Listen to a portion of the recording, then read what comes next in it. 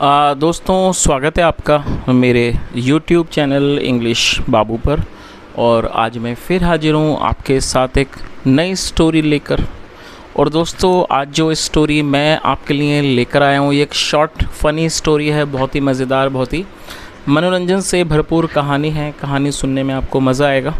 उसके अलावा आज की इस स्टोरी में आपको कुछ नए इंग्लिश के वर्ड मीनिंग सीखने को मिलेंगे, उनकी करेक्ट प्रोनाउंसिएशन के बारे में पता चलेगा और हमेशा की तरह जो इसका ग्रामर का पार्ट है उसे डिटेल में कवर करेंगे, तो एक एक स्ट्रक्चर को आप बड़ी आसानी से सीख पाएंगे।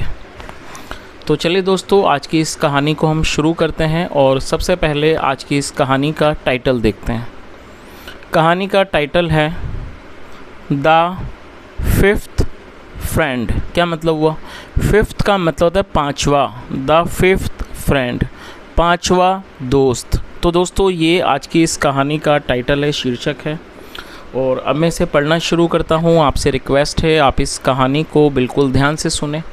और यदि आज की स्टोरी में आपको कोई नया वर्ड या फिर नया स्ट्रक्चर मिले तो आप उसे नोट करें। और यदि कहानी पसंद आए तो लाइक भी ज़रूर करें। तो चलिए इसको शुरू करते हैं।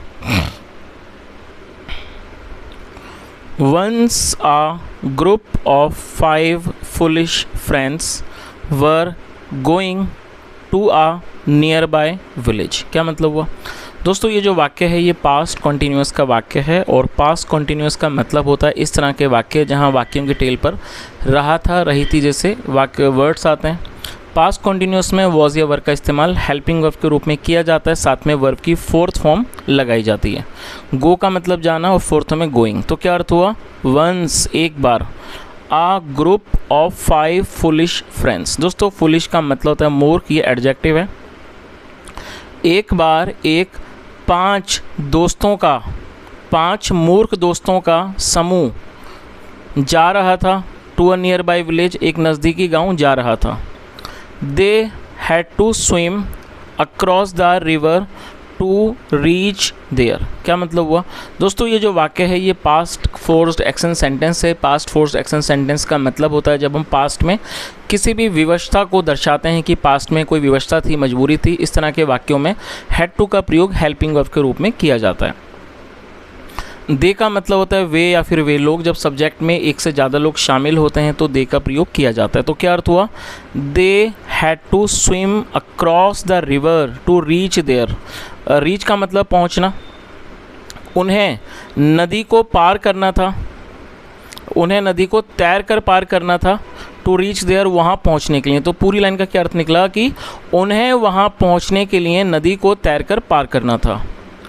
When they reached the other bank। दोस्तों बैंक का मतलब होता है नदी का किनारा। वैसे बैंक का मतलब बैंक जो आमतौर पर बैंक्स होते हैं, उसके अलावा बैंक का मतलब होता है नदी का किनारा। और रीच का मतलब पहुंचना, सेकंड फॉर्म रीच्ड। और ये जो वाक्य है ये पास्ट इंडेफिनिट का अफर्मेटिव वाक्य है जहां सेकंड फॉर्म लगाई जाती है। When they reached the other bank, क्या अर्थ हुआ कि जब वे दूसरे किनारे पर पहुँचे। One of them sad, one of them मतलब उनमें से एक, वन ऑफ दैम सैड उनमें से एक ने कहा। तो पूरी लाइन का क्या अर्थ निकला कि जब वे लोग नदी के दूसरे किनारे पर पहुंचे उनमें से एक ने कहा, फ्रेंड्स दोस्तों, I think we should count and see that all of us are safe. क्या मतलब हुआ? आई थिंक ये जो वाक्य है ये प्रेजेंट इंडेफिनिट का वाक्य है जहाँ पर सब्जेक्ट के बाद वर्ब की फर्स्ट फॉर्म का प्रयोग किया जाता है यदि सब्जेक्ट आई, वी, यू, दे या प्लूरल होगा। और दोस्तों ये जो वाक्य है इस वाक्य में शुड का इस्तेमाल किया गया है। देखिए शुड का प्रयोग वाक्यों में सलाह को दर्शाने के लिए किया जाता है। जब आप कोई ऐसा वाक्य बनाते हैं जहाँ पर आप किसी भी तरह की सलाह को दर्शाते हैं तो वहाँ पर शुड का प्रयोग किया जाता है, साथ में वर्ब की फर्स्ट फॉर्म का इस्तेमाल किया जाता है। तो इसका क्या अर्थ हुआ? उनमें से एक ने कहा, दोस्तों आई थिंक मुझे लगता है, वी शुड काउंट, काउंट मतलब गिनती करना, हमें गिनती करनी चाहिए, एंड सी और देखना चाहिए, दैट की all of us are safe, कि हम सभी सुरक्षित हैं। तो पूरी लाइन का क्या अर्थ हुआ कि उनमें से एक ने कहा कि दोस्तों मुझे लगता है कि हमें गिनती करनी चाहिए और देखना चाहिए कि हम सब सुरक्षित हैं। आई होप, मैं आशा करता हूँ, उम्मीद करता हूँ, no one of us has drowned in the river. दोस्तों यहाँ हैज़ के साथ थर्ड फॉर्म का यूज़ किया गया। पहले आप इस वर्ब की मीनिंग को नोट कर लीजिए। ड्राउन का अर्थ होता है नदी में डूबना, और थर्ड फॉर्म है ड्राउंड। और ये जो वाक्य है ये प्रेजेंट परफेक्ट का वाक्य है। प्रेजेंट परफेक्ट मतलब वर्तमान में किसी क्रिया का पूरा होना पाया जाना, जहाँ पर यदि सब्जेक्ट सिंगुलर होता है तो उसके साथ हैज़ का यूज़ किया जाएगा, अन्यथा हैव का यूज़। तो फिलहाल सब्जेक्ट सिंगुलर है तो हैज़ लगाई गई है, साथ में वर्ब की थर्ड फॉर्म। तो क्या अर्थ हुआ?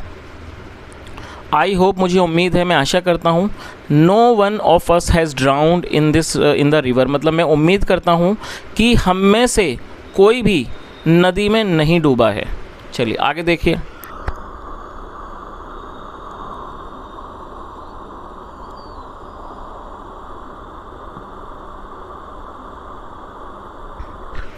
All the friends agreed.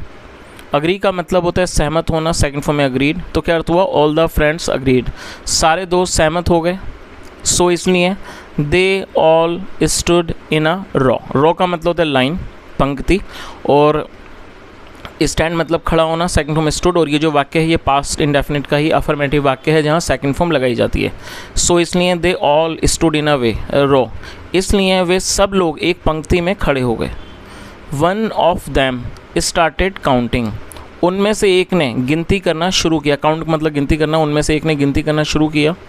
1 2 3 4, 1 2 3 4। Oh, where is our fifth friend. दोस्तों ये जो वाक्य है ये सिंपल प्रेजेंट का वाक्य है। सिंपल प्रेजेंट मतलब जब हम वर्तमान में कोई ऐसा वाक्य बनाते हैं जहाँ पर इज एम आर का इस्तेमाल हेल्पिंग वर्ब के रूप में किया जाता है, साथ में नाउन या एडजेक्टिव को लेकर वाक्य बनाते हैं, और ये सिंपल प्रेजेंट का इंटेरोगेटिव वाक्य है। और यहाँ पर एक इंट्रोगेटिव वर्ड का प्रयोग किया गया। वेयर का मतलब होता है कहाँ। तो पूरी लाइन का क्या अर्थ हुआ? Where is our fifth friend, हमारा पाँचवा दोस्त कहाँ है। ही इज़ मिसिंग, मिसिंग का मतलब होता है लापता, गुमशुदा। ही इज़ मिसिंग, वह लापता है, वह गुमशुदा है। आगे देखिए।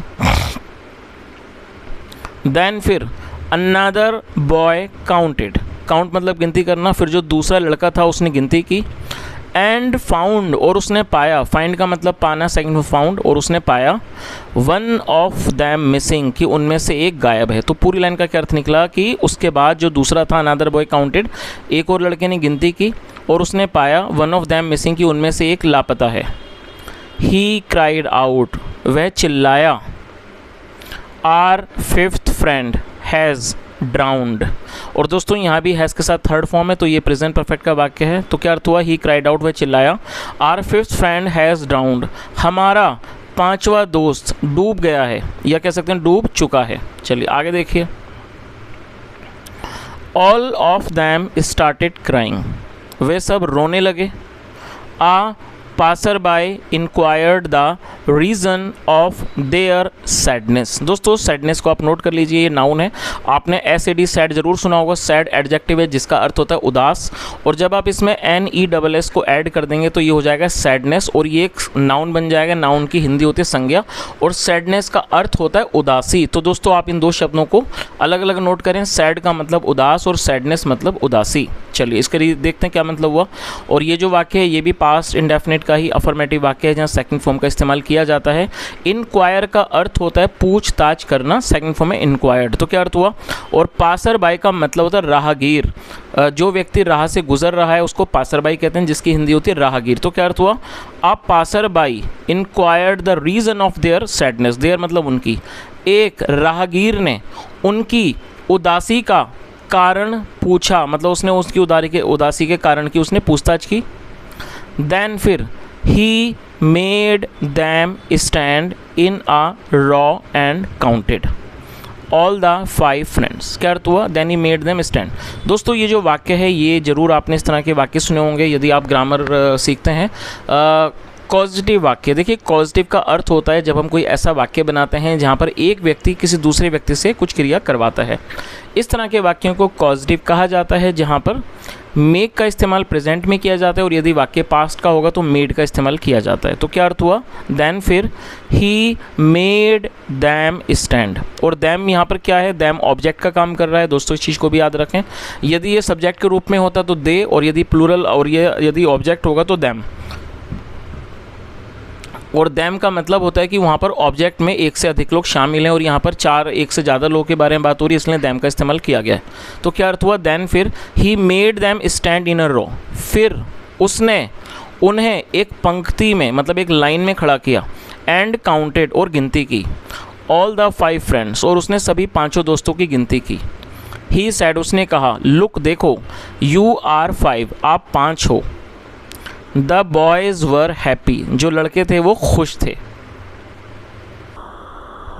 द मैन सैड आदमी ने कहा, all of you were counting others and leaving your self. क्या अर्थ हुआ, all of you were counting others मतलब कि आप सब दूसरों की गिनती कर रहे थे, एंड लीविंग योर सेल्फ और अपने आप को छोड़ रहे थे। और दोस्तों लीव का मतलब छोड़ना, और ये 4th फॉर्म है।